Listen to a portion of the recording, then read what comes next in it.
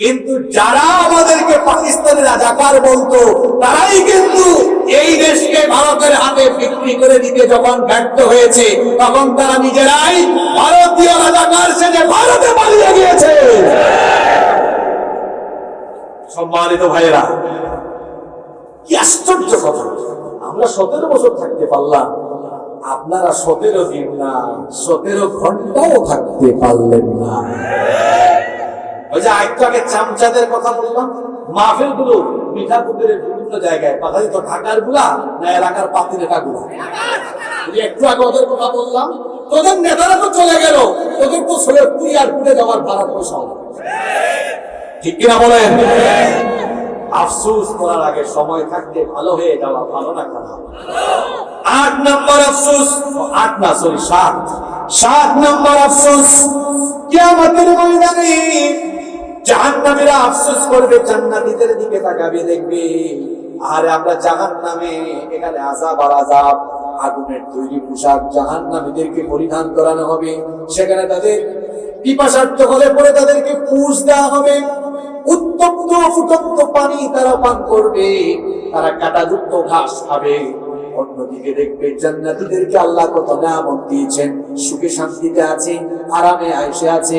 দুনিয়ায় যাদেরকে জঙ্গি বলতো, মৌলবাদী বলতো, রাজাকার বলতো, আবল তাবল গালিগালাজ করতো, যারা আল্লাহর জমিনে আল্লাহর দ্বীন কায়েমের কাজ করতো, বিভিন্ন ধরনের ট্যাগ লাগাতো, গালিগালাজ করতো, নির্যাতন নিপীড়ন করতো, যখন দেখবে সেই মুমিনদেরকে জান্নাতে দেখা যায়, আফসোস করে তখন এই জাহান্নামীগুলো বলবে, ইয়া লাইতানি কুনতু মাআহুম ফাআফুযা ফাওজান আযীমা।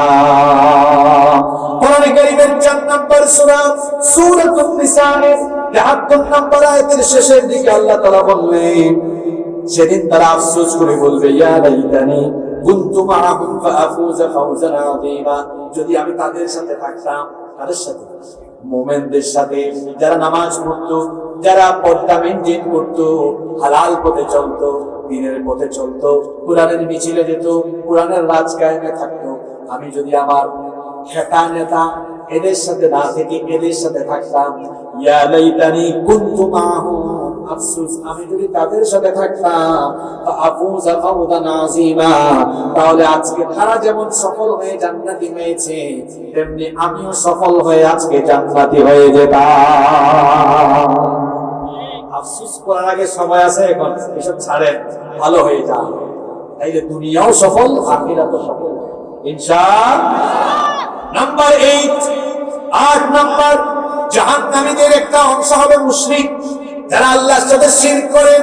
এই সকল মুশরিকরা সেদিন আফসোস করে বলবেন, কোরআন কারীমের 18 নম্বর সূরা সূরাতুল কাহফের 42 নম্বর আয়াতে আল্লাহ তাআলা বলছেন, ওয়া ইয়াকুলু ইয়া লাইতানি লাম উশরিক বিরাব্বি আহাদা, তারা বলবে, হায় আফসোস, আমি যদি আমার রবের সাথে শিরক না করতাম। গুনাহের যে তালিকা আছে, গুনাহের তালিকার সবচেয়ে উপরে যে গুনাহ, যেটা সবচেয়ে বড় গুনাহ, সেটার নাম হলো শিরকের গুনাহ। যে ব্যক্তি শিরক করে মারা যাবে তার জন্য জাহান্নাম অবধারিত করে যিনি রেখে দিয়েছেন তিনি কি? সে আল্লাহ বলছেন, ইন্নাহু মান ইউশরিক বিল্লাহি ফাকাদ হারামাল্লাহু আলাইহিল জান্নাতা ওয়া মাওয়াহু وما للظالمين من أنصار। নিশ্চয়ই যারা আল্লাহর সাথে শিরক করে তাদের জন্য আল্লাহ জান্নাত হারাম করে দিয়েছেন, আর জাহান্নামকে তাদের জন্য যিনি অবধারিত করে দিয়েছেন। গলার আওয়াজ বড় করে সবাই বলেন, তিনি কে? আল্লাহ। 8 নম্বর আফসোস করবে, হায় আফসোস, আমরা যদি আল্লাহর সাথে শরীক না করতাম। আল্লাহর সাথে শরীক, আজকে তো সময় নাই, শিরকের অনেকগুলো প্রকার আছে, শিরকে আকবার আছে, শিরকে আসগার আছে, আবার অনেকে শিরকুল ইবাদতে শিরক করে, আবার অনেকে আছে শিরকুল আসমাই ওয়াস সিফাত, আল্লাহর নাম আর গুণের সাথে শিরক করে, আবার কেউ আশিরকুল উলুহিয়া, কেউ আছে আবার আল্লাহ তাআলার ক্ষমতার সাথে শিরক করে। যেমন আমার বাংলাদেশে কমন একটা শিরক হলো, সকল ক্ষমতার মালিক, সকল ক্ষমতার উৎস জনগণ। আলহামদুলিল্লাহ। সকল ক্ষমতার উৎস কি জনগণ? সকল ক্ষমতার উৎস কি? এত ক্ষমতা আপনাদের, 3.5 হাত বডির উপরে আপনার ক্ষমতা আছে। আপনি তো পেট ব্যথা হয়, মাথা ব্যথা হয়, এটা নিয়ন্ত্রণ আপনি করতে পারেন না। যার তার নিজের শরীরের উপর নিয়ন্ত্রণ নাই, ও ভাই বোন, সে বুঝি সকল ক্ষমতার মালিক। কি চাপাবাজি! এটা ওই চাপাবাজদের কথা যারা এই ধরনের পাম্পটি ইলেকশনের আগে দিয়ে জনগণকে পাম্প দিয়া ফুলাই ফেলে, তারপরে ক্ষমতায় যাওয়ার পরে জনগণকে যেই ক্ষমতা তারা বলে সকল ক্ষমতার মালিক, অথচ তারা নিজেরাই তখন ক্ষমতা পেয়ে স্বৈর শাসকে রূপান্তর হয়ে তাদের ক্ষমতার মস্তককে টিকিয়ে রাখার জন্য জনগণের পয়সায় কেনা গুলি জনগণের বুকের উপরে বিদ্ধ করে যারা স্বৈর শাসক হলো। 8 নাম্বার আফসোসের কথা বলছিলাম। আফসোস করবে, হায় আফসোস যদি শিরক না করে। দেখেন না, ধর্ম যার যার উৎসব। আবার তিনি বলেছিলেন, আরে বাবার বাবা, তিনি যে কত নাটক করতেন আর কত রকম কথা বলতেন, এটা আমার বাবার দেশ, আমি পালাবো না। অথচ হঠাৎ করে তিনি কাউকে কিছু না বলে চোরের মতো পালিয়ে গেলেন। বাবার দেশ আপনি থাকতেন, মাঝে মাঝে ফোন করে শোনা যায়, চট করে ঢুকে যাবে, আপনি চট করে আসেন, এদেশের জনগণ চট করে আপনাকে ধরে ফেলবে। দেশের মানুষের বহু হিসাব নিকাশ বাকি। হাজার হাজার মানুষকে আপনি হত্যা করেছেন, আপনি খুনি। এই খুনের বিচার, আল্লামা সাঈদীর হত্যার বিচার বাংলাদেশে হবেই হবে। আপনি যদি আপনার পাপের বিচার 50 বছর পরে করতে পারেন, এই দেশের কোটি কোটি মানুষ আল্লামা সাঈদীকে ভালোবাসে। এই আল্লামা সাঈদীকে জেলখানায় রেখে চিকিৎসার নামে হত্যা করেছে যারা, এই দেশের মানুষের সামনে অবশ্যই বিচারের সম্মুখীন হতে হবে তারা। সম্মানিত ভাইয়েরা, কথায় আছে শেষ ভালো যা সব ভালো, এই শুনে 9 এবং সর্বশেষ আফসোস। একটা কথাও কি কোরআনের বাহিরে হয়েছে? এটা সবচেয়ে গুরুত্বপূর্ণ পয়েন্ট, কিন্তু আমি এটাকে শেষে রেখেছি। 9 নম্বর আফসোস জাহান্নামীরা করবে, হায় হায় হায়, দুনিয়াতে আমি এত গুনাহ করলাম, এত পাপ করলাম, যদি পাপ না করতাম ভালোই হতো। আফসোস করবে, হায় আফসোস, আবার যদি আমাকে দুনিয়াতে পাঠায়া দেওয়া হতো তাহলে আমি আবার ভালো হয়ে যেতাম।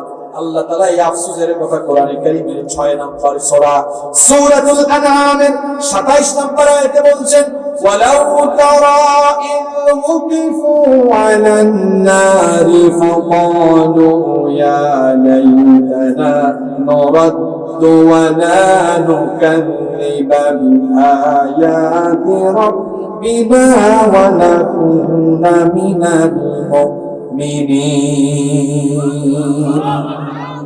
আল্লাহ বলছেন, আর তুমি যদি দেখতে তাদেরকে যখন জাহান্নামের উপর স্থির করে দেওয়া হবে, সেই গুনাহগারেরা, পাপীরা, জাহান্নামীরা তখন বলবে, ইয়া লাইতানা নুরাদ্দু ওয়া লা নুকাযযিবা বিআয়াতিনা।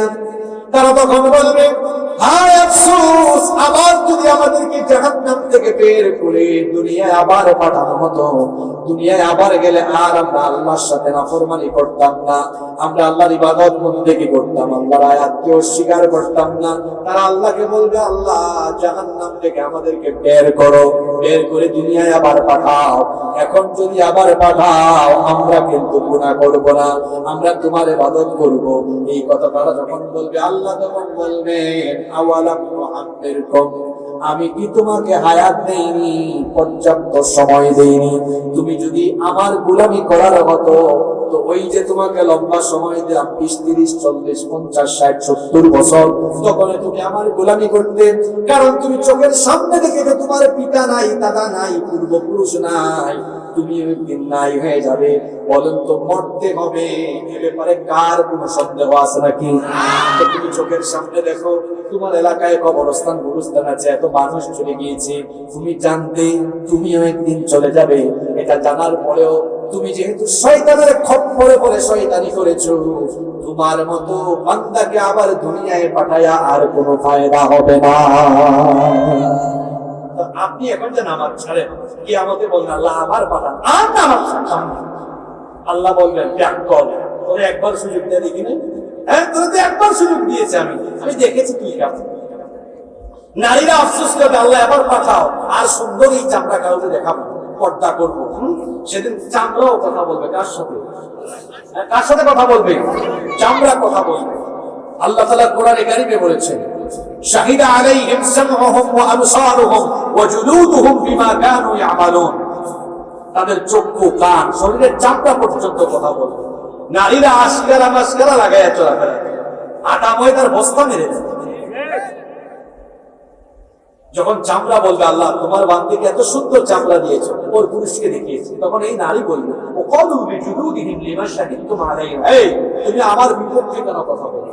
লাক্স সাবান, মেরিল সাবান, তারপরে শাওয়ার জেল, এগুলো ইউজ করতাম, শীতের দিনে লোশন লাগাতাম, অলিভ অয়েল লাগাতাম, এত যত্ন নিতাম, তুমি আমার বিরুদ্ধে কেন কথা বলো?